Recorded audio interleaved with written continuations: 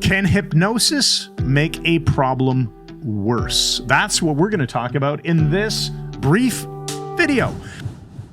So Mike Mandel Hypnosis, Chris Thompson, Mike Mandel Hypnosis. We teach hypnosis, and generally we think about hypnosis as something that makes problems go away. Right, it makes we train awesome therapists things as well, even better. We like to fix problems, not make them worse. Correct. So we had a question from one of our students that said, can you screw up and make a problem worse? So what do you think about that, Mike? Well, it's a great question. It's a fair question.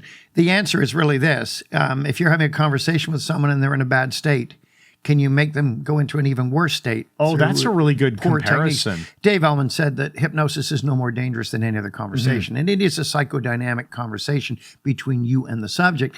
Now, I think the number one thing to say is, yes, hypnosis can't, it's unlikely, but you can make something worse, a problem worse, if you're doing shoddy work, poor work. I really like what you said, though. It's no more dangerous than Any other ordinary conversation, and Dave Ellman credit for that. So that's a good point, because if somebody, let's say, oh, I had a horrible day at work, I can't stand my boss, et cetera, and you start thinking you're helping, right? And you start, well, tell me exactly what it is that you hate about your boss, and why do you hate going to your job every day? Why you start asking? Yeah, if you start questions. that thinking you're being helpful, you're unpacking the problem state, and it begins to resonate and get stronger and stronger. Pathway which in is the brain. The problem with a lot of talk therapy. I'm not saying all, but it has been my experience working with clients over the years that if someone goes into talk therapy and they talk about the problem week after week, they are reinforcing the neural pathways. It's not fixing it. All right. So and likewise with hypnosis, if you're talking about the problem state while they're in trance, you're not fixing it. You're resonating that problem state over and over. Yeah.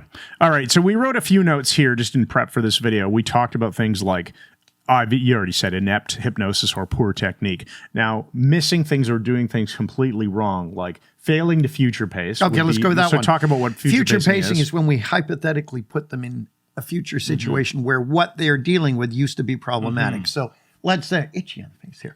Let's say somebody has a boss who they don't get along with and they're intimidated by their boss. So you work with the person hypnotically, but you don't check your work. You don't say, and now next time you're in the office and your boss is there and he's in a bad mood and you're face to face, what will happen?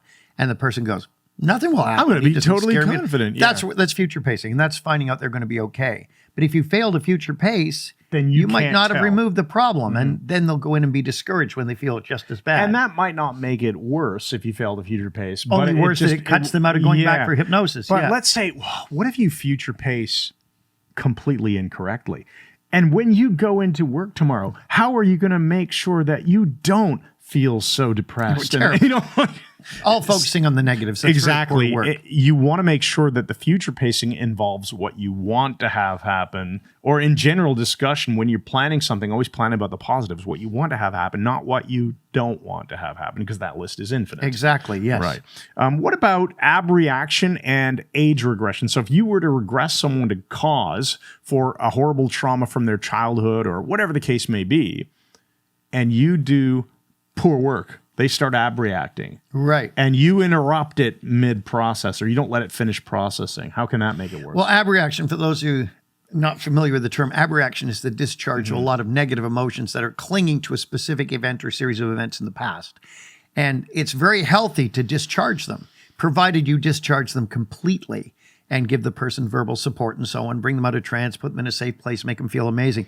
But if they start to abreact, you have two choices. You either shut it down right away because you're not qualified to deal with it or don't feel qualified, even if you've been trained, or let it run its course until it's completely gone, as we had in a training this week. You want to burn out that Burn it out. Mm-hmm. But to let it go part way, and it builds up a lot, and then to go, okay, this is freaking me out. The person's really crying a lot and stressed. Okay, you're fine. You're fine. No, you're fine. First of all, you're telling them they're fine when they're not. And secondly, you've actually enhanced the abreaction by letting them get right into it powerfully and then stopping it. So it's not going to harm the person, but it's going to be very, very unpleasant for them. Yeah. That's a great way to say it. It's not going to harm them, but it will be really unpleasant. And again, it's just poor work. That didn't make their life any better. Likewise, Chris, you can make a problem worse if they're having the person treat every single issue as something that has to be cured by sending them back and associating to a past event. That isn't necessary all the time. Yeah. So using the proper techniques will help. Cool. Now we wrote down here, don't work on things that you're not confident working on. So as a hypnotist, only work on things that you feel confident and comfortable working on. Otherwise, refer it out. So When in doubt, bounce them out. That's good advice. And remember, we always teach our mandate is ecology first and foremost, for your subject and for you as well, avoiding ruinous lawsuits. Yeah. So think of their ecology. They should always feel better when they exit your presence than when they came in. Yeah. Oh, and finally, we wanted to talk about this. Doctors and other medical professionals can accidentally make things worse by accidentally using hypnotic language through their they have so much prestige. Yeah. Right. So when they say something like, oh, this is definitely going to hurt quite a lot, they're trying to be nice and set you up for the expectation that, right, oh, this is going to hurt. But really, they're going to make the problem worse. It's coming from ignorance. And in my own case, I went into anaphylaxis a few years ago from a wasp sting, wound up in the emerge of the local hospital. And the doctor, with a great doctor, but with all the right intentions before I left. But the wrong skills.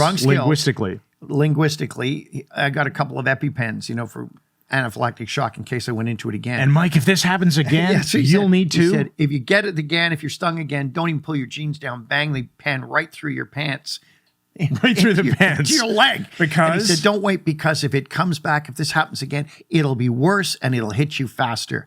And that freaked me out. And it was the work of William Wood who cleared that for me, because it's better to have someone else do the stuff for you. That's someone making a situation worse through hypnotic language without realizing they're using hypnotic language. Perfect. Okay, great.